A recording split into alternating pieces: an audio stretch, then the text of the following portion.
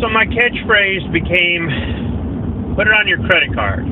Or more specifically, just put it on your credit card or work some overtime or get a second job to pay for it, I guess, something like that. There was some sort of conversation that was being had, and people were talking about booking hotel rooms. We were going to go to an event, or we were talking about potentially going to an event or something like that, and there were people going, $200 a night? I can't afford that. And it's kind of like, dude, what do you think a hotel costs? Most decent hotels. Now, I'm not talking about, like, you know, the Pooper 8 in St. Clair, Missouri. I'm not talking about that shithole. I'm talking about, like, a decent hotel. It's you know, a safe place to park your vehicle. The rooms are decent, clean. It's got some amenities, maybe. Free breakfast is included. Stuff like that, right? That's about $200 a night most places I go. Now, sometimes you can get a better rate if you book way in advance. Sometimes you can get a better rate if you go through a travel agency, even an online one. Not always with that. Sometimes you can get a better rate if you're just a rewards member. Like I'm an IHG rewards member. We get a few dollars off and a couple other this and that. But otherwise, though, hotel rooms in general, decent ones, cost about $200 a night, ballpark. Now, there are exceptions, right? You want to get a really nice penthouse floor kind of freaking suite with multiple rooms and a swimming pool in the room and something like that. Yeah, you could be talking about $1,200 a night or more. But I'm just talking about your average run-of-the-mill hotel, motel, not far off the expressway, maybe near something that you want to go see. So that's what led to that whole thing. Now, as far as putting it on your credit card, that's just something that some people don't agree with me on. Some people refuse to have credit or have the bare minimum credit, use it the bare minimum, only have it because they absolutely have to, that sort of thing. They'd rather just go ahead and use their debit card and things like that, and they don't like credit. I think there's a couple reasons for that. One, they don't trust themselves. Maybe when they were younger, they got in some trouble with credit, and they just don't trust themselves. And that's fine. If you don't trust yourself, that's between you and, well, you, not you and me. But that says a lot about yourself, that you really can't trust yourself. What the fuck is your problem? It's you. This is your money. This is your life. This is you actually having some control over your life. You can't control yourself when it comes to you? Okay, well, whatever. That's you, not me. The other thing is that some people just don't agree with some of the terms. And I think they're looking at it from a standpoint of they've got some sort of ghetto credit card or some ghetto bank giving them a loan or something else like that. There are fair interest rates out there, acceptable interest rates out there. There are situations where you can work with your creditors if you're having problems and stuff like that, but not if you're dealing with a crappy creditor. If you have a lousy credit score, that may be who you have to start off with, are these ghetto creditors, okay? If you have no credit or you've ruined your credit, that may be your only option. But you stay with them the shortest amount of time possible to build your credit score so that you can go to these other institutions where they have a lot better rates. They have a lot better terms and conditions. They're willing to work with you if you have a financial setback. And how do I know this? Because I've learned this over the decades that I've used credit. I had credit when I was young, and I didn't screw it up.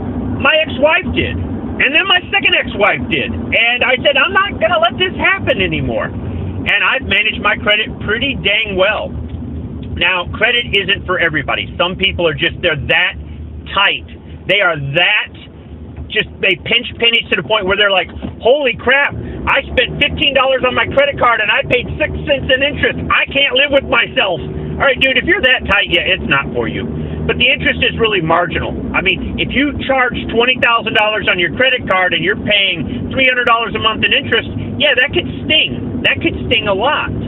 But for other things, it's really marginal. You got to look at it like this.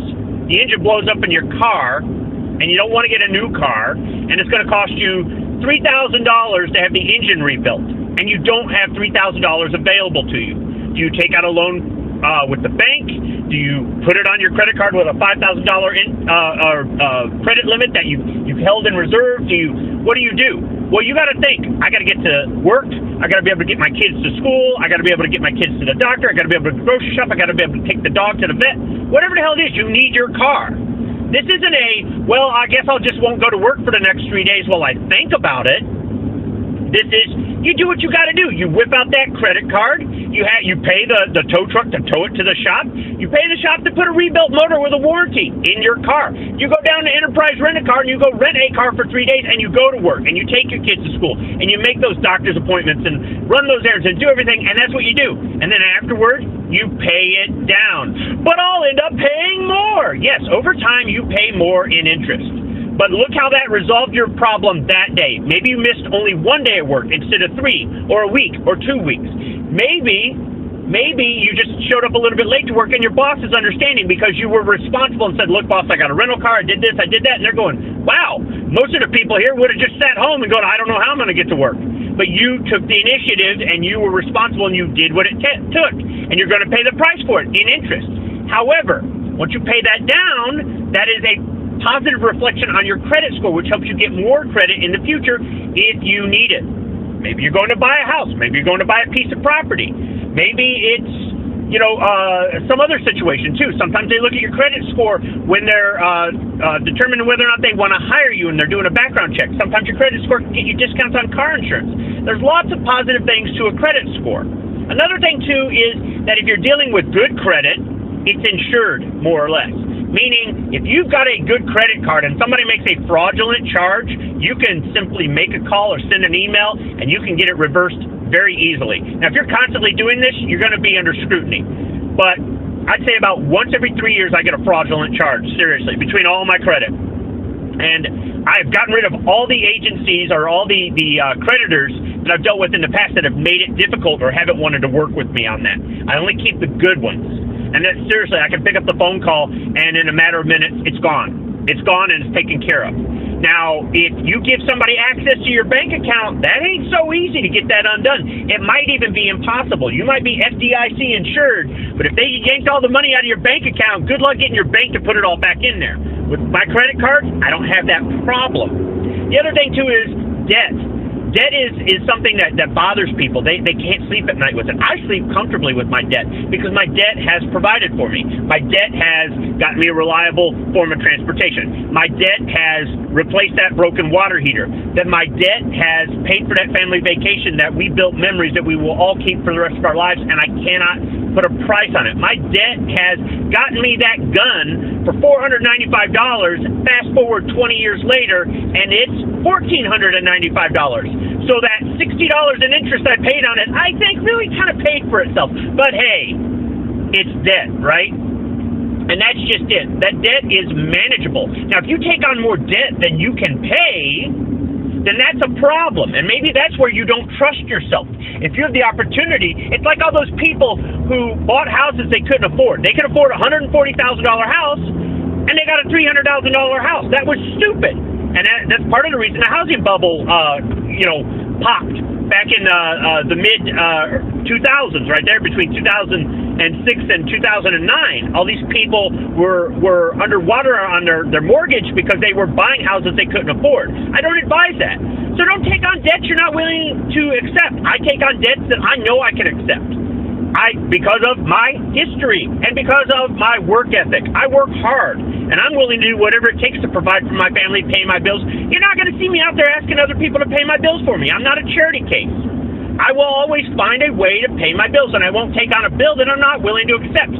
What I don't like is when I get stuck with a bill. When somebody else's screw-up costs me money. Or when the government seems to think that I should be paying for this or something. That's why I get so bent out of shape over income taxes. And all these people milking the system. I don't agree with it. I work hard. You can work hard too. And, it's just a matter of perspective. But credit isn't for everybody. But I think you limit yourself when you don't go out of your way to learn about credit, to obtain credit, and to manage your credit. And if you don't want to do that, don't. I do, and I do just fine. So if you guys want to tease me and say, put it on Squib's credit card, go ahead. I laugh every time I hear that. If that becomes my catchphrase, put it on your credit card, that's fine. I'm good with it. But when we all want to go to an event and the hotel room is $200 a night, and we got to stay 2 nights, and you're there going, I don't have enough money in my savings account. What do I do? You know what I'm going to say. I'm going to say just put it on your credit card. Thanks for watching.